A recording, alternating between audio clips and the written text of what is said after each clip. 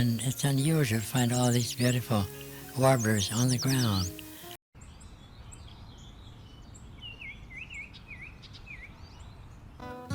Springtime, blossom time, the finest time of the year, when nature awakens after a long and sometimes hard winter.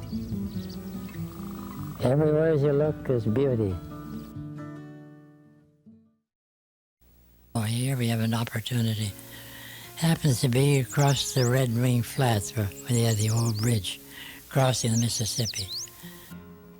Spring migration, about the 10th of May. And it's unusual to find all these beautiful warblers on the ground.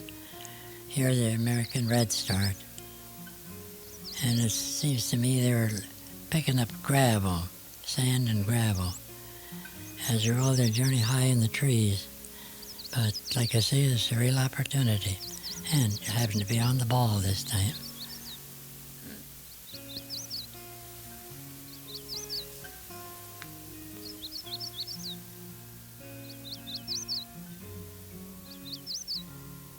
Very few warblers nest in the area.